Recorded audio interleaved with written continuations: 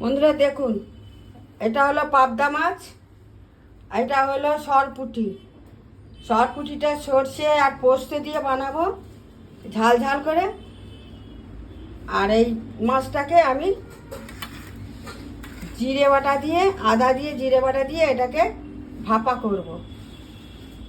আপনারা দেখতে থাকুন আমি কিভাবে বানাচ্ছি। মাছটা নুন হলুদ মাখাবো। হ্যাঁ, তোমার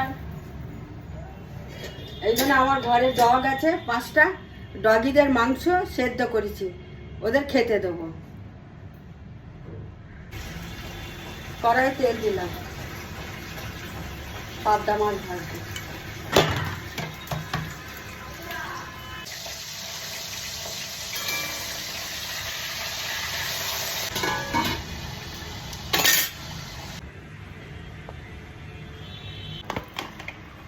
আবার হলুদ পরিমাণ মতন,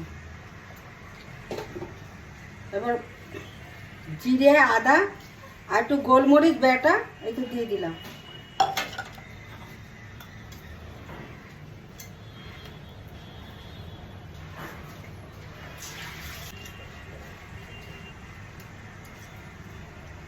মিষ্টি জলটা দিয়ে দেবো।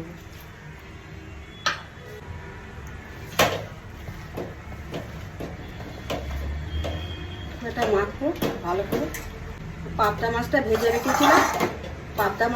রেখেছিলাম, দিয়ে দিলাম।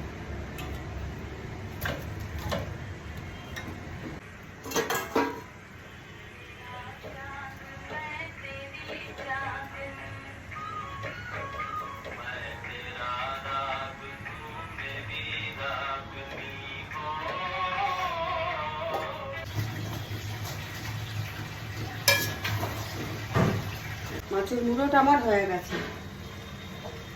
এটা হলো মাছের মুড়ো। এবার আমি পাবদা মাছটা বসিয়ে দিলাম ভাপে। ধীরে ধীরে আস্তে আস্তে হবে।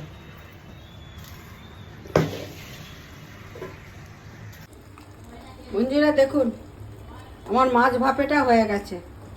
এবার আমি নামিয়ে দেবো।